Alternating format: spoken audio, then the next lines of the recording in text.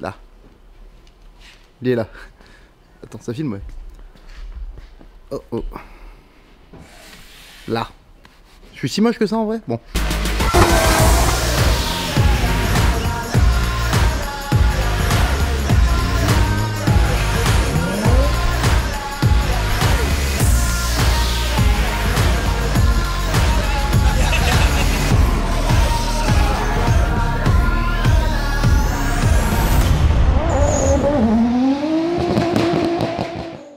Bonjour les potos, retour chez Drift Shop avec Steve.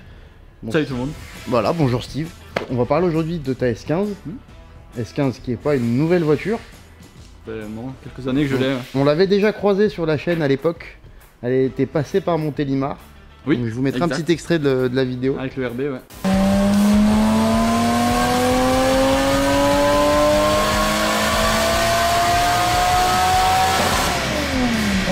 Mais à l'époque c'était un RB. Donc déjà on va parler de l'histoire de cette bagnole parce qu'elle date pas d'hier. Ouais.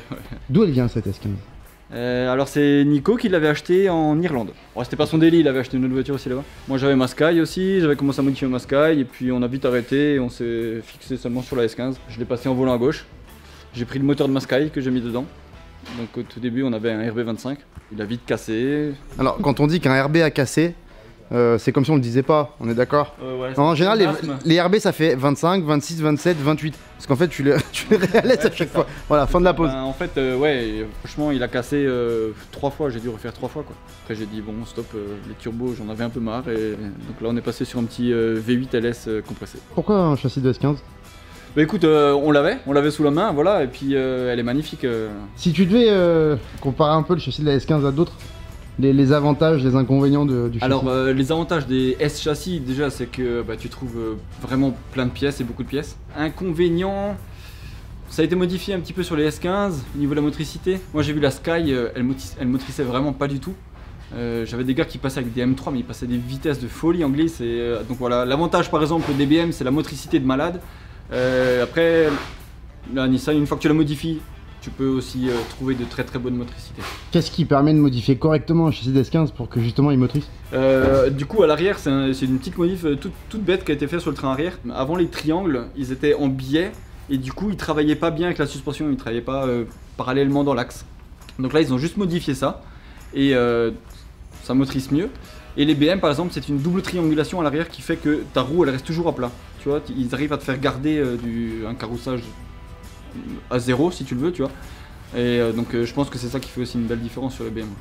Au niveau du train avant, c'est quoi comme modif? Le train avant c'est un kit Wisefab, les tout premiers kits Wisefab. Donc il n'y a pas les évolutions de la crémaillère déportée et tout ça avec le nouveau berceau qu'ils font actuellement. Pareil au niveau des coupelles, c'est les toutes premières coupelles qu'ils ont faites.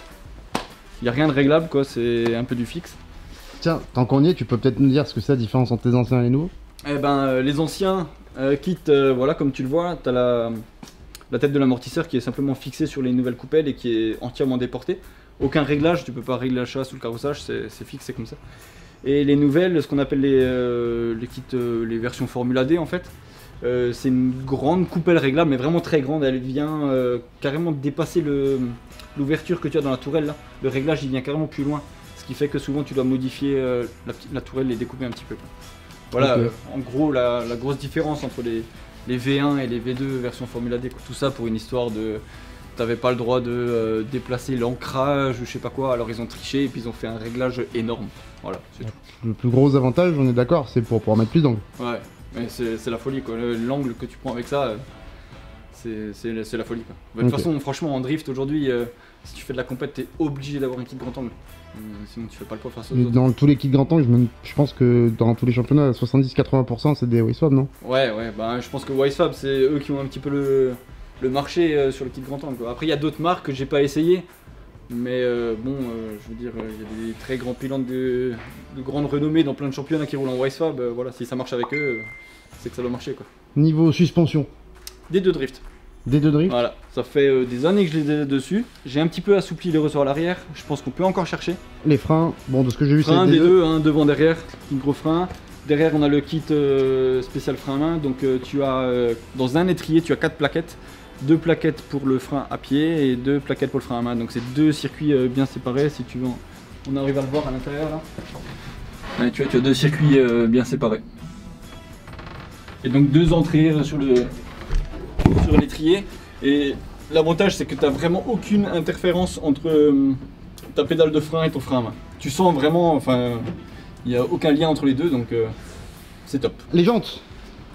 Des JR, Japan Racing. Donc les jantes de Japan Racing. Ouais, oh là là, oh mon dieu, ça tient pas, c'est pas costaud, Bon, bah, alors là. blablabla.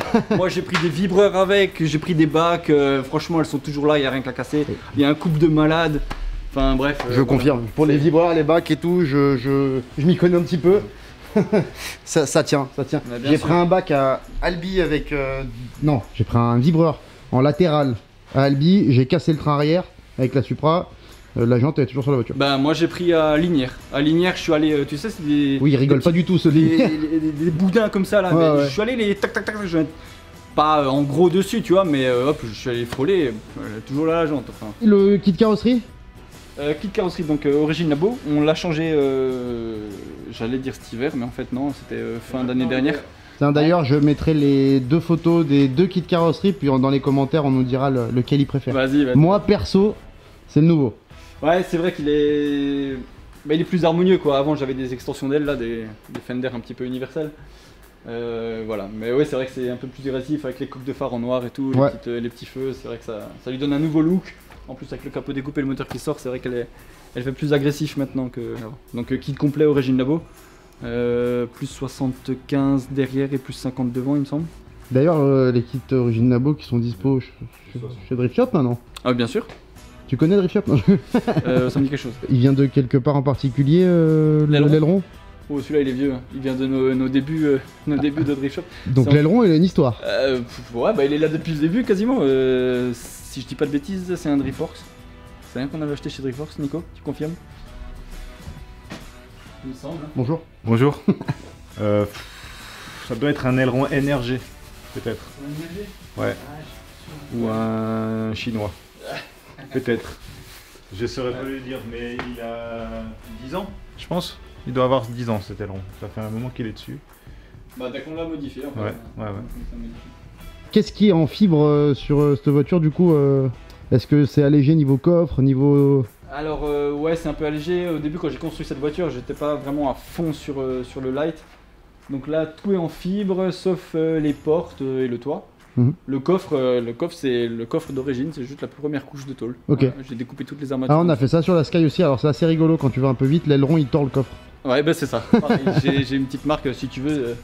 Je peux voir si c'est un aileron adaptatif aérofrein. Ah oui, Regarde. voilà. Voilà tu vois. Ouais, ouais. Alors, tiens, je vais te poser la question parce que je sais qu'on va me demander à quoi ça sert. Ah, ça c'est pour extraire la fumée de l'habitacle. Quand tu driftes et que la fumée rentre dedans, c'est pour l'extraire assez rapidement quoi.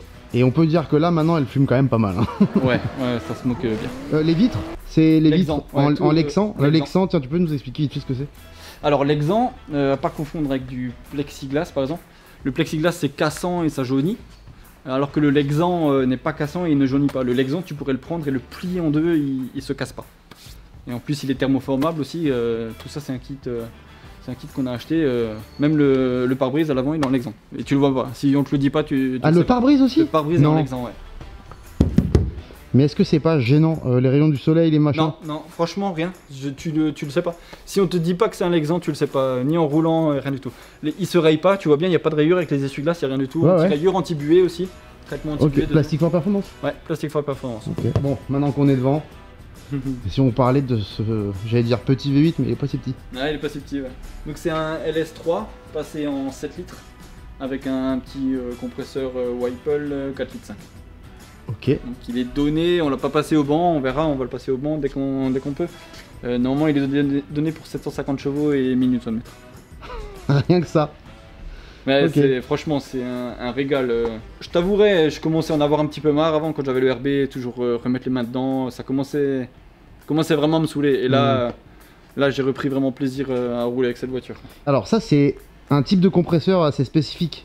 Ouais. C'est des compresseurs à vis, c'est ça? C'est une vis sans fin, non?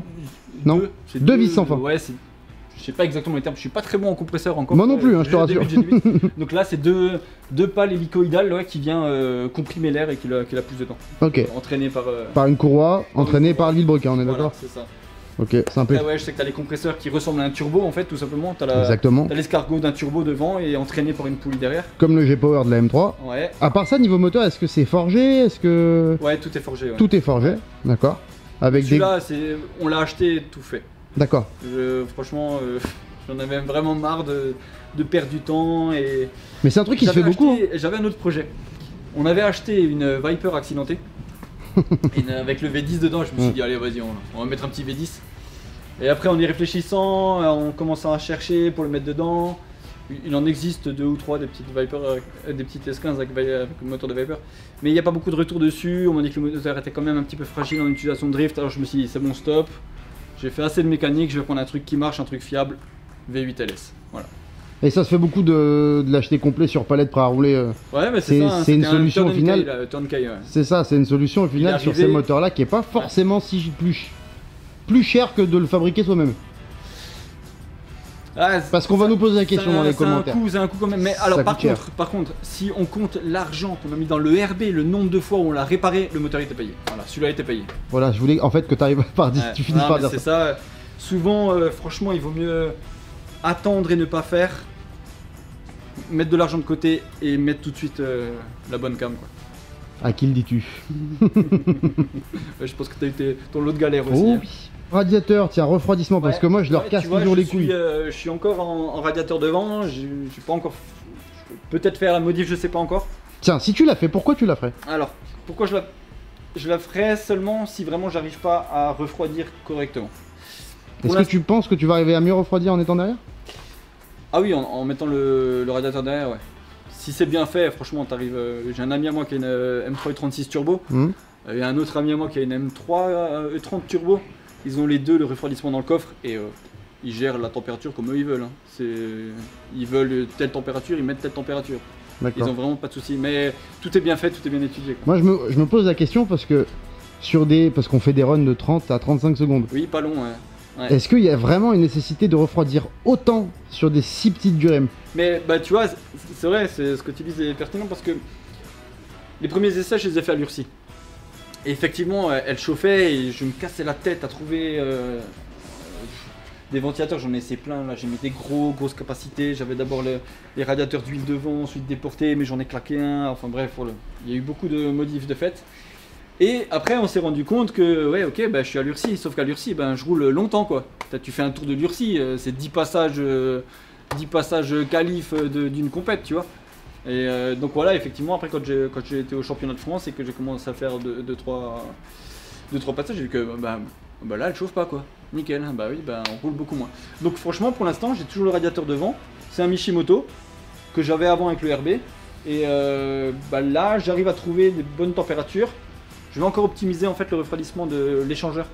Parce qu'il y a un échangeur eau là sous le compresseur. RO. Ouais. Ok. RO. Avec du coup j'ai un radiateur devant, radiateur d'eau devant. Et là je veux essayer d'optimiser ce point là. Donc beaucoup de chevaux, beaucoup de couple surtout avec ce moteur. Ouais. Niveau transmis. Ah ouais là il y a eu quelques soucis et c'est encore en développement. Donc la boîte de vitesse c'est une boîte 4 à Crabo, une Dogbox de marque RTS. Boîte 4 ça suffit amplement en fait, avec le couple qu'il a le moteur, tu mets la 3 et tu mets la 4 et enfin voilà. D'ailleurs en Formula Drift ils ont tous 4 rapports. Hein. Ouais, tu pars à 2005 jusqu'à 6000 et voilà ça marche. Ouais il prend pas beaucoup de tours, hein, ça prend 6005. Ok. 6005 mais par contre je crois que tu as 1000 Nm à 3500 tours minute. Alors imagine, enfin voilà. Allez, moi je quitte ce monde. Au revoir. C'est terrible, c'est terrible. Ensuite le pont. Alors au tout début. J'avais, quand on a monté la voiture, j'avais récupéré aussi le train arrière complet de la Sky, R33 GTS. Donc j'avais mis ça. Tout de suite avec le RB, boum, cardan. Péter les cardans tout le temps. J'ai fait faire des barreaux sur mesure renforcés et tout. Allez, casser, boum. Donc après, en cherchant, en se renseignant, ok, faut passer sur du GTR, donc R33 GTR. Donc là, actuellement, j'ai le pont, les cardans et les moyeux aussi. Il faut changer les moyeux parce que c'est plus le même diamètre de cardan. Je suis en GTR et franchement, pas de soucis. Les cardans, increvables, j'en ai pas cassé pour l'instant. Par contre, j'ai cassé le pont, ouais.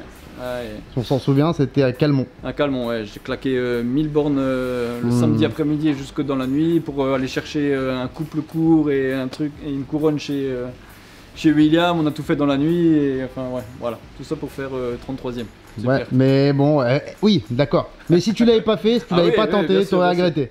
Ouais, et donc là, on a commandé, j'espère que ça va arriver avant la première manche du CFD, un Winter, un Quick Winter Change, Quick Winter, je sais plus, bref, un Winters. Voilà. Ok. Donc où tu peux changer le rapport en 2 secondes et qui sont ultra solides parce qu'ils sont faits pour. Ouais. En fait, encore une fois, on y revient. C'est du ricain. Non, c'est que c'est fait pour. Oui, aussi. Donc on l'utilise pour ceux pour quoi il est fait pour. Du ouais, coup, mais c'est du ricain aussi, tu vois. Gros moteur ricain, gros pont ricain, tu sais, le gros ricain dans son 4x4, faut le tracter. Bon, alors là, le gros ricain, il a quand même là l'accent alsacien, mais bon. Ah, ouais, okay, merde. Donc l'intérieur, il n'y a pas eu d'évolution, hein, ça date de quand je l'ai monté en fait. Si, les seules évolutions qu'il y a eu, c'était l'arceau. Au début, on n'avait pas ces renforts, on n'avait pas la croix de toit. Si, on avait les croix ici. Et sinon, tout ça, ça date du premier montage. Hein, tout ce que. Putain, ça remonte à. Combien de temps maintenant? Longtemps. 2013, je dirais. Ouais. 2013, Ouais, voilà. Donc, rien d'extravagant. Hein, des boutons, des fusibles. La base. En Un fait, dashboard mode 7, voilà. Ouais. Un dashboard mode 7, le volant. Drift Shop. Volant Drift Shop. Le évidemment. même depuis l'origine. Eh oui. Voilà. Niveau frein main Willwood. Là, je suis en Willwood, ouais. Ouais. Le levier, il est toujours un petit peu personnalisé. Ça, je pense que dans chaque voiture de drift. C'est le frein main du kit des deux. Ok. Voilà. Tu vois, la couleur les étriers sont la même couleur, ça, tu vois. À quoi sert le boîtier rouge là? Celui-là, c'est l'extincteur automatique. Ok. C'est un électronique, ouais. C'est-à-dire qu'il faut pas se louper quand tu essayes de démarrer. Hein. Ouais. Bon, tu peux le mettre en off, hein, mais oui. Faut pas confondre les deux boutons. Est-ce que tu peux nous montrer le geste de ton doigt quand tu appuies sur le bouton? Oui, alors. Ça te satellise. Après, les sièges, oui, c'est des Sparco. Alors, j'espère qu'ils nous mettent le plus tard possible les oreilles. Alors, je suis pas faire. Je veux pas dire de conneries. Hein. Normalement, cette année, c'était obligatoire. Ah bon? Après, pareil, j'ai dû faire une petite modif parce que la S15, tu vois, c'est une voiture pour le petit japonais, tu vois. Le japonais, il mesure en moyenne 1m40, 1m50. Hein. Ah oui. Nous, on est assez grand. Donc, du coup, si tu veux te rapprocher un petit peu, tu vois, le petit japonais, il est gentil, hein, mais là, il y avait. Bon, après, ouais, forcément, on a changé la conduite. Ici, non, t'as un bosselage, en dessous, t'as le kata. Donc, t'avais le siège en passant la conduite à gauche. Ah, dans la S14, c'était la même merde. Eh oui, mais vu que là, je l'ai passé en conduite à gauche, enfin voilà, à droite, ça allait. Donc là, j'ai dû modifier. Le siège, il est quasiment à même le sol. Et tu vois, je suis obligé d'enlever encore la mousse. Je suis à même le baquet parce que sinon j'ai le casque qui tape. De toute façon, je sais pas toi, mais moi, mon kiff, c'est d'être vraiment assis par terre. Hein. Ah, mais moi aussi. Ouais. Ouais, je suis assis vachement bas. Un truc qu'on a oublié d'en parler, système d'essence. J'imagine qu'il est dans le coffre. On y va, on y va. Par contre, ce cul là, avec cet arrière là. C'est vrai. Merci. Ah, j'adore.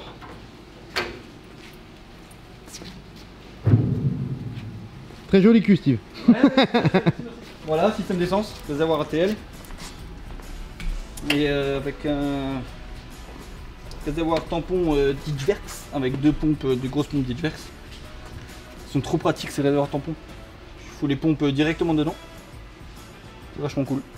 Donc, comme d'hab, une pompe basse pression. Oui, la facette qui est là. Deux pompes de pression. Est-ce que les deux pompes de pression tournent tout le temps ou Oui, oui, ok, elles tournent tout le elles sont temps. en permanence, ouais. Ok. Ouais, les 7 litres là, faut les alimenter. Ouais, j'imagine. Ouais. J'ai dû changer le diamètre des durites, là, j'ai dû augmenter le diamètre. Ok. Putain, mais c'est à combien de litres là par contre le réservoir? 45.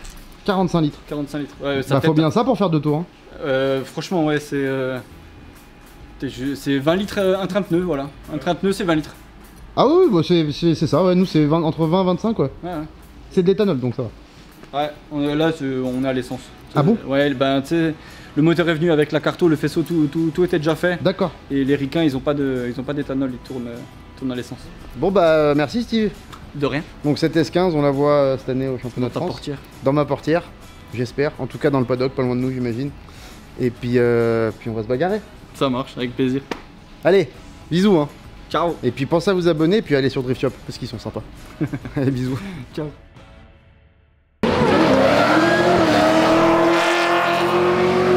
Il y a que les Belges ils se sont mis à faire des donuts autour du mac and peace, hein. Moi je fais des cercles vicieux, tu connais. Et eux c'est ça.